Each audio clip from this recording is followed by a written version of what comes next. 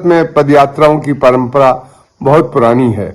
इस देश में महात्मा बुद्ध के समय से लेकर अभी तक तमाम समाज सुधारकों ने देश में और दुनिया में नए संदेश देने के लिए इस माध्यम का उपयोग किया है। राजनीति में भी बड़े बदलाव लाए गए हैं। आजादी की लड़ाई के दौरान पदयात्राओं का इस्तेमाल शुरुआत गांधी जी ने किया और आप जानते हैं कि दांडी मार्च ने एक बड़ी चेतना पैदा की थी इस देश के अंदर।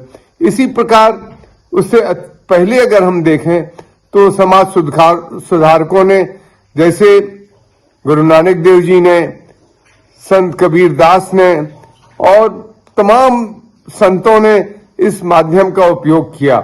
पर आजाद भारत के अंदर कुछ मैं ये जरूर कहूंगा कि जैसे विनोबा भावे जी हुए, या फिर 40 वर्ष पहले 2000, अब 23 चल रहा, ठीक 40 वर्ष पहले 1983 में हमारे पूर्व प्रधानमंत्री चंद्रशेखर जी ने इस पदयात्रा का शुभारंभ किया। ये पदयात्रा कन्याकुमारी से शुरू हुई। कन्याकुमारी से होते हुए हम लोग दिल्ली तक आए और उसके बाद हमने पूरे भारत का पदयात्रा से जनसंपर्क किया और वहां की समस्याओं को समझने की कोशिश की। देश में हम देख रहे हैं कि कुछ समय पहले राहुल गांधी जी ने भी किया।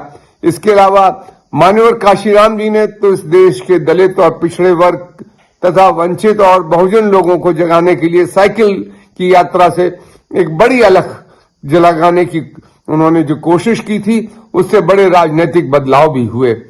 बहुत सारे समीक्षक इस पर अपना लिख रहे हैं, टिप्पणी कर रहे हैं। टेलीविजन में भी इसके ऊपर तमाम जानकारियां प्रस्तुत की जा रही हैं।